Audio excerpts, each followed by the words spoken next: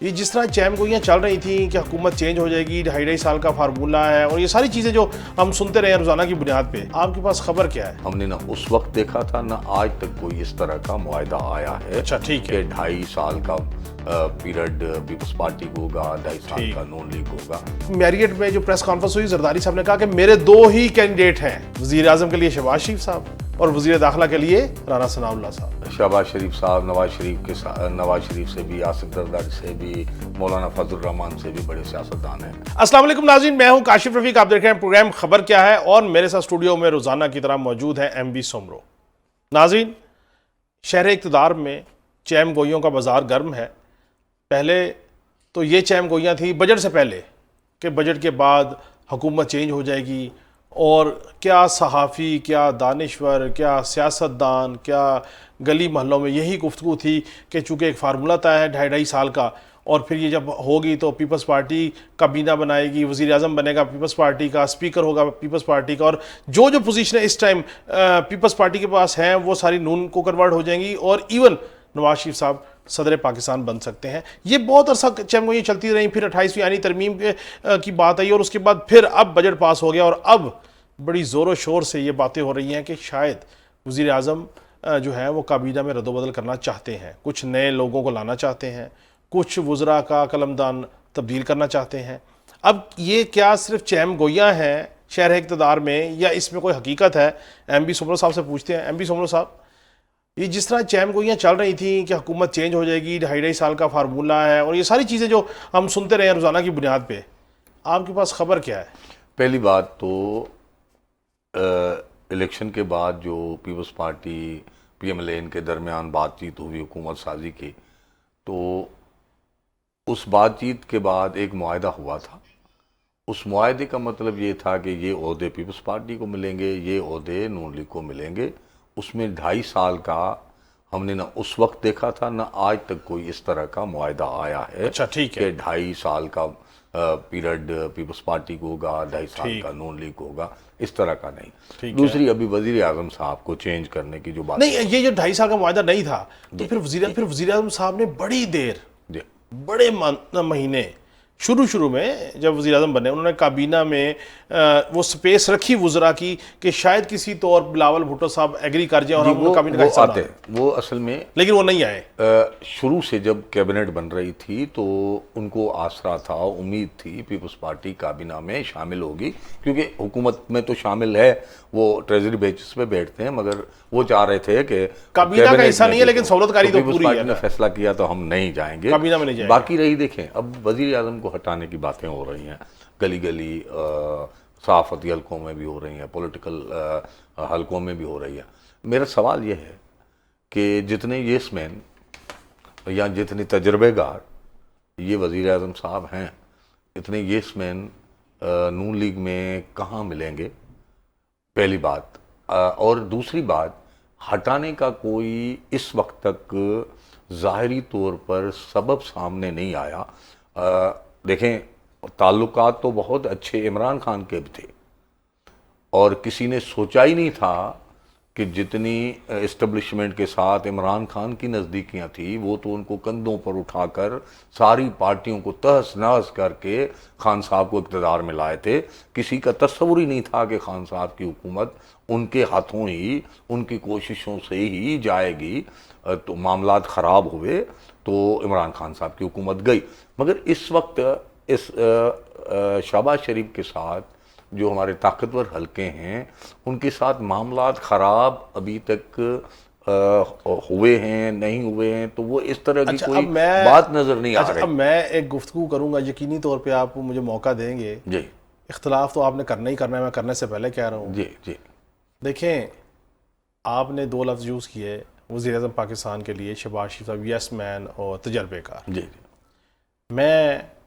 मुझे आज भी याद है कि जिस वक़्त वज़ीर आज़म PDM के दौर में अदम एतमाद हुआ, शहबाज शरीफ साहब वज़ीर आज़म बने, तो मैं उस वक़्त भी ऑन रिकॉर्ड ये चीज़ें पड़ी हुई हैं। मैं कहता था कि मैं समझता हूँ कि शहबाज शरीफ जो है वो नवाज शरीफ, आसिफ जरदारी साहब और मौलाना फजल रहमान साहब, इन तीनों से बड़े पॉलिटिशियन साबित हुए हैं।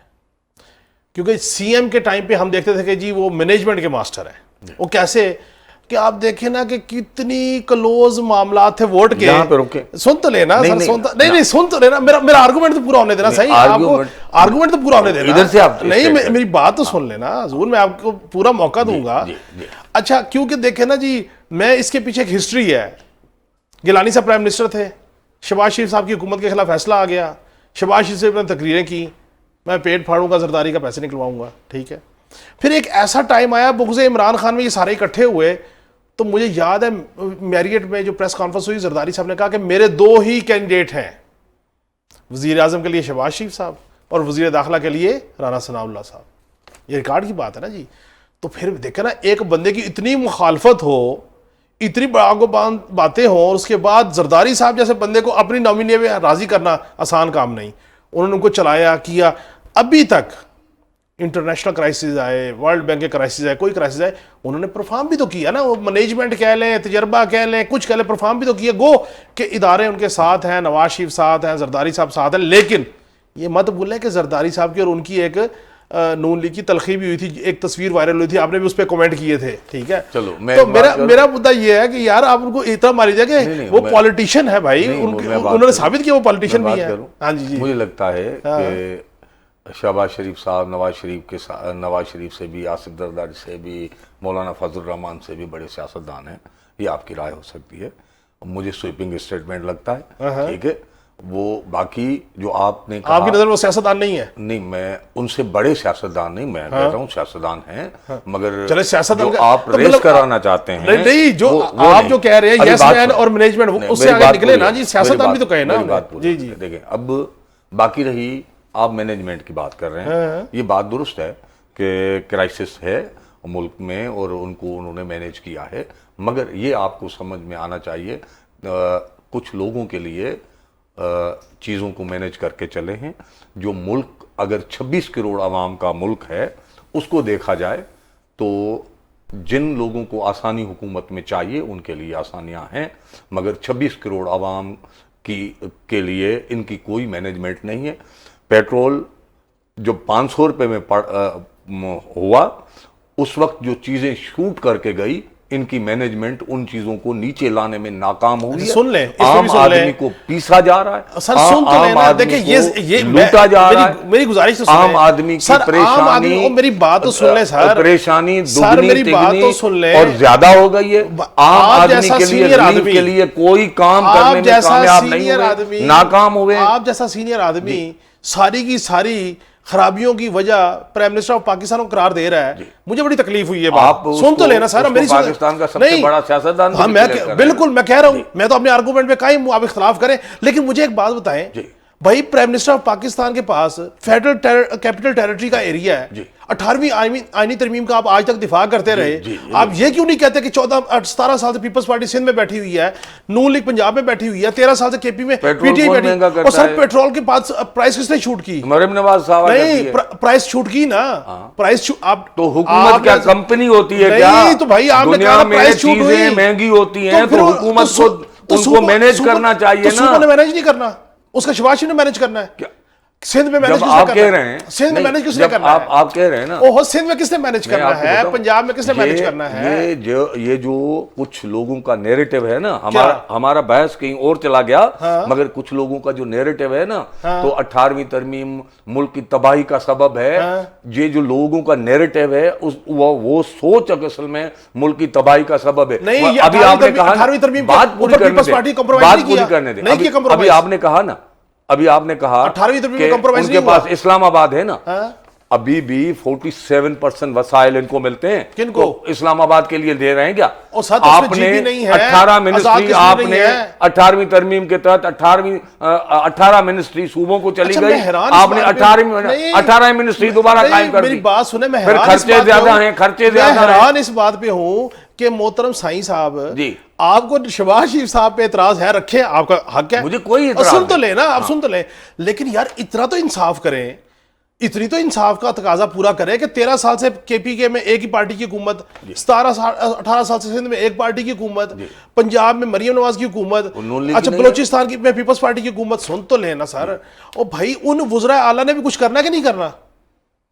उन्होंने भी अवाम के लिए कुछ करना है कि नहीं करना? अच्छा, अब आप वो उनको बेल आउट करके आपके सारी खराबियों की वजह, अच्छा सुने, वर्ल्ड बैंक से, IMF से पैसे लेके कौन किसी विफाक को मिलते हैं, कर्जा विफाक को मिलता है, उस कर्जे में से सूबे हिस्सा लेते हैं, हिस्सा लेते हैं। आप अपने जेब से देता है? नहीं तो लेते हैं ना, तो फिर वापसी कहां से वसूल होती है? नहीं तो फिर वापसी कौन करेगा? नहीं तो टैक्स से कहां से वसूल अच्छा होती है? चलो सुन ले वापसी ये अपने जेब से देते। सर सुन तो ले, कर्जा आया IMF से, सूबों को भी चला गया NFC अवार्ड के तहत। अभी लास्ट कर्जों के पैसे सूबों को नहीं जाते। और सर सुन तो लेना, आपने ही कहा था, हम इस बात पे कन्विंस थे कि NFC अवार्ड को रीएड्रेस करेंगे तो 28वीं यानी तरमीम आएगी। एक डार फार्मूला हमने निकाला, बताया था लोगों को। फिर एक रास्ता निकाला कि जी मरकज ने पहले तरक्याती बजट पे कट लगाया सूबों के, फिर उसके बाद उनको उधार देगा मरकज को, सूबे उधार देंगे, ठीक है। ये एक टेम्परेरी अरेंजमेंट था 28वीं तरमीम का, बहरहाल मैं ये समझता हूं। लेकिन अब ये कैसी वारदात, सूबों के साथ जाती सर सुन तो ले तो किसने जोर जबरदस्ती हुई है? जी जबरदस्ती। अच्छा, कि जरदारी साहब जबरदस्ती बर्दाश्त करते हैं? बाजू मरोड़े किसके? बाजू मरोड़ के जबरदस्ती। मरियम नवाज के बाजू नहीं मोड़े वो उनके भी लिए। फिर अफरीदी कैसे? ऐसे खुशी से थोड़ी, केपी के उन्होंने भी दिए हैं।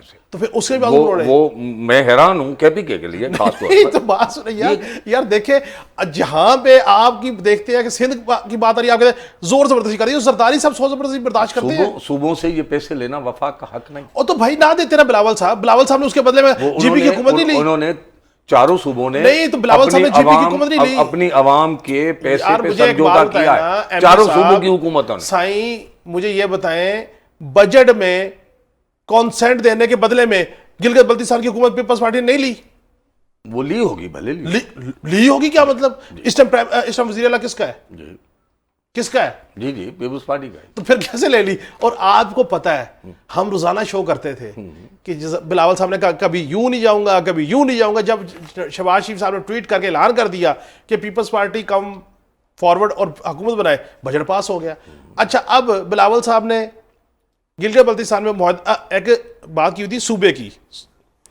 गिलगित बल्तिस्तान की असेंबली में एक करारदाद पास हुई है।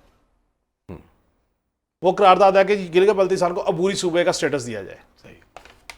मैं तो तालिब इल्म हूँ, मुझे ज़रा ये बताएं कि गिलगित बल्तिस्तान की इस टाइम मौजूदा हैसियत क्या है? देखें, आज़ाद कश्मीर और गिलगित बल्तिस्तान एक इंडिपेंडेंट हैसियत रखते हैं। ओके। वो किसी सूबे का नहीं है। अगर गिलगित बल्तिस्तान की करारदाद, क्योंकि मैंने नहीं देखी, अगर उनका मकसद ये है कि वो पाकिस्तान का 5वां सूबा बनना चाहते हैं, अबूरी सूबे, अगर हाँ जी अबूरी नहीं होता, ठीक है, 5वां सूबा होता है, ठीक है।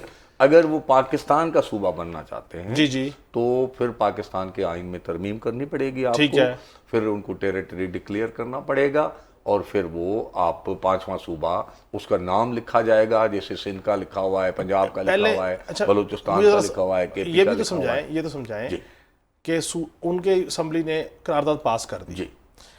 पहले यहाँ पे मरकज में तरमीम होगी नए सूबे की, 28वीं तरमीम लेके आएंगे ना कि जी हम गिलगित बल्तिस्तान ने चूंकि एक तरमीम दिया, हम उसको 5वां सूबा बनाने। आइन में लिखा हुआ है कि भले मरकज आइनी तरमीम कर दे, सदर उस पे तब तक साइन नहीं करेगा जब तक जिस इलाके में आप सूबा नया कायम कर रहे हैं, अगर किसी सूबे की टेरिटरी है, एक सूबे को तोड़कर 2 सूबे बना रहे हैं, तो उस मुतलका सूबे की असेंबली बिल नहीं मंजूर करती 2/3 मेजॉरिटी में, तब तक सदर साइन नहीं करेगा। अच्छा, मेरा सिर्फ सवाल सादा सा ये है, गिलगित बल्तिस्तान में एक करारदाद आ गई, इसका मतलब हम ये समझे कि जो बात हम बजट से पहले करे थे 28वीं यानी तरमीम की, जिसका फार्मूला निकाला उधार दे दो उधार ले लो वाला, अब ये जो अगर जीपी ने करारदाद पास की तो फिर अब ये रास्ता जाएगा फिर ऐवान में 28वीं आईनी तरमीम यहाँ से होगी, मुतलका सूबा भी अपनी तरमीम 2 तारीख से पास करेगा तो सदर पाकिस्तान साइन कर देंगे, तो फिर गिलगित बल्तिस्तान पाकिस्तान का फॉर्मली 5वां सूबा बन जाएगा। देखिए 28वीं तरीकाकार यही है जी, तरीकाकार यही है। 28वीं तरमीम होनी है जी, होगी, ठीक है। फिर उसमें कुछ महीने लगे, कुछ भी लगे, मगर वो होके रहेगी। अगर मुल्क के सियासी पॉलिटिकल सिनेरियो में कोई तब्दीली नहीं आई, जैसे हमारा सवाल रह गया, तो शहबाज शरीफ साहब को हटाने का मुझे कोई जवाब इस वक्त नजर नहीं आ रहा। 28वीं तरमीम का जवाब, 28वीं तरमीम, जी मैं उस पे आ रहा हूँ। जी। बाकी कैबिनेट में, वफाकी कैबिनेट में तब्दीलियां हो सकती हैं, अच्छा। और ये मुमकिन है, मगर दूसरा जो बहस चल रहा है पीपल्स पार्टी के इक़्तिदार में आने में, पीपल्स पार्टी का इक़्तिदार में इस शर्त में आ सकती है क्योंकि नून लीग भी हुकूमत इस सूरत में छोड़ सकती है, क्योंकि नून लीग ने अगर 5 साल पूरे किए तो आने वाली इलेक्शन के बाद दोबारा 5 साल इनको देना मुश्किल पड़ जाएगा। तो नवाज शरीफ भी चाहेंगे कि 2.5 साल पूरे करके पीपल्स पार्टी को ये तो हुकूमत देखो दें, सही मगर ये एक थ्योरीज है, थ्योरीज है ना, ये इसका theories है। वजूद नहीं, मुझे खबर ये बताएं, खबर ये वजूद बताएं नहीं है सर, ये बताएं जी। शहर इक़्तिदार में बाज़गश्त है कि मोहसिन नकवी साहब वज़ीर ख़ारजा बनने जा रहे हैं, मैं खुल के बात कर रहा हूँ, और वज़ीर इत्तलात और नशरियात अता तारड़ साहब बड़ा अच्छा काम कर रहे हैं, बहरहाल उनकी भी बात है कि उनको भी तब्दील किया जा रहा है। इसी तरह जो है कोई वज़ीर दाखिला राना सनाउल्लाह को लगाया जा रहा है। क्या आपके पास ऐसी कोई भी सॉलिड इन्फॉर्मेशन है या सिर्फ चैम गोई है? मुझे अभी तक देखें, राना सनाउल्लाह साहब इस वजारत के लिए फिट हैं, वो पहले भी पंजाब में चला चुके और उसको वास्ट एक्सपीरियंस है, और उस क्योंकि यहाँ पे इस ओहदे के लिए वजारत दाखिला के लिए एतज़ा से लेकर बड़े बड़े लोग रहे हैं। सर तो, आपके पास इतलात है कि नहीं कोई टाइम खत्म हो चुका है? ये अभी बातें हैं, ठीक है। वजारत खारजा अब मोहसिन नकवी साहब की जो आपने बात की, इस वक्त मोहसिन नकवी साहब के पीछे जो खड़े हैं वो वजारत खारजा क्या वो वज़ीर आज़म बनवाना चाहें उनको बना सकते हैं। बहुत बहुत शुक्रिया एमपी सोमरो साहब। नाज़रीन, एमपी सोमरो साहब ने जो आखिर में एक बात की है नकवी साहब के मुतालिक, वो आपने सुन ली है। मैं इस सारी गुफ्तगू को रैप अप यूँ कर रहा हूँ कि अभी तक वजारतों की तब्दीली की कोई हतमी राय नहीं है, चैम गोई हैं, लेकिन इस चैम गोइयों के बाज़ार में 28वीं आईनी तरमीम की बाज़गश्त दोबारा चल निकली है, और अब की बार वजह है गिलगित बल्तिस्तान की असम्बली की करारदाद। और अभी तक आज जिस वक्त हम ये शो क्लोज़ कर रहे हैं, इस्तेहकाम पाकिस्तान पार्टी को गिलगित बल्तिस्तान में वजारत पीपल्स पार्टी की हुकूमत में देनी है या नहीं, उसका हतमी कोई फ़ैसला नहीं हो सका। नाज़रीन, कल फिर मुलाकात होगी। अल्लाह हाफ़िज़।